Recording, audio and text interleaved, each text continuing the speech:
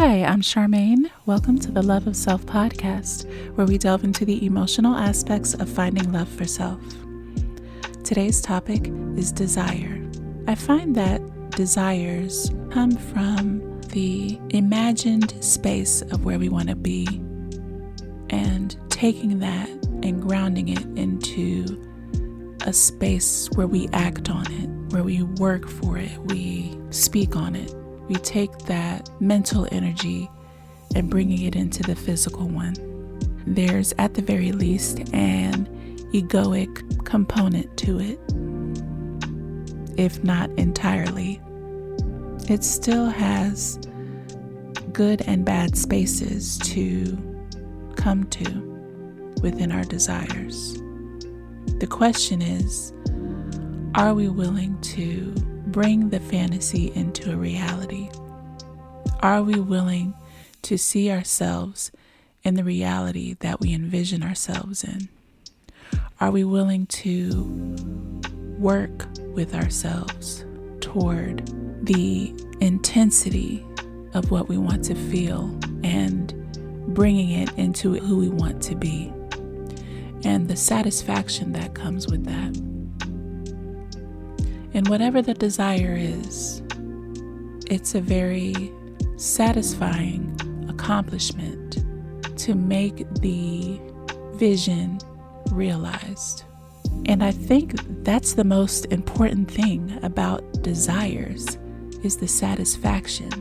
Going from the anticipation of this vision to a realized accomplishment of whatever bliss, joy, victory we want to be in. The point of being satisfied is the true desire.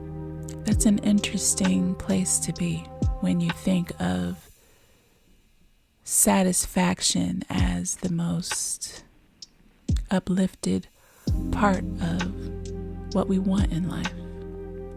And who's to say the desires we want to create aren't any more satisfying than our realized state that we're currently in, the things that we're satisfied with right now, and the differences between the two. Once we come to that peak point of accomplished energy, and then once we've got it, then what? What do we do with it? Do we continue desiring, or do we go on to the next one? Is there something to appreciate within what we already have and what we want to work in to see come through? When we pay attention to what it is that we desire, it tells us a lot about ourselves. It tells us about what we want to see in ourselves, what we want to grow into, and the negative and positive aspects of those things.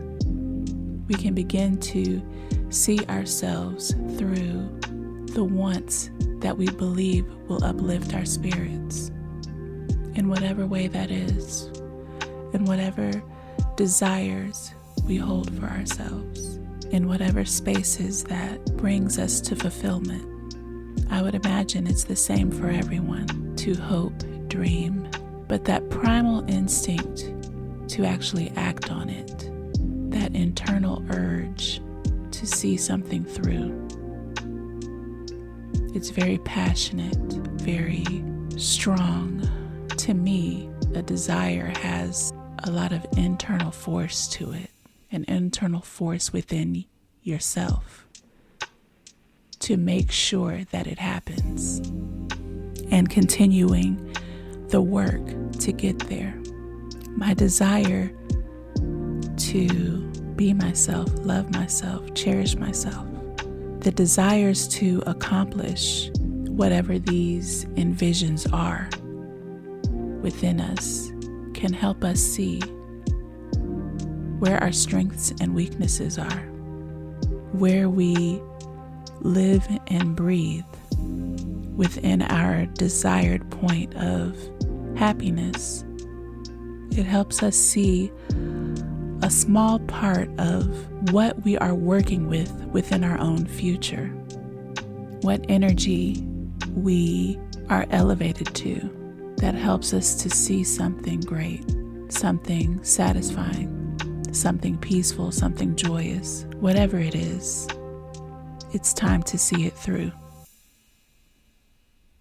I'd like to thank you for taking these few moments to listen to what I have to say. I greatly, greatly appreciate you.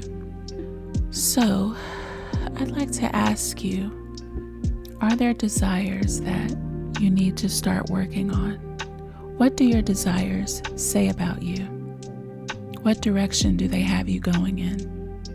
If you met your desires and got a hold of them right now in your hand, then what? What would you do with that energy?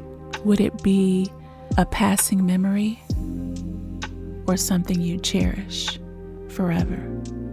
Would your desires help you grow and elevate you? Or will they keep you stagnated into negative habits? Where do you see your desires taking you into the future? Where do you see them leading you to? I'd love to hear from you. Please comment or email theloveofselfpodcast@gmail.com. Please remember, I'm not a therapist. Also, my new book is out, Love Yourself, a book of poetry and spiritual writings for self-love. It's available now on bookbaby.com. Purchase link is in my Instagram bio. I wish you all peace, love, and joy always. Until next time.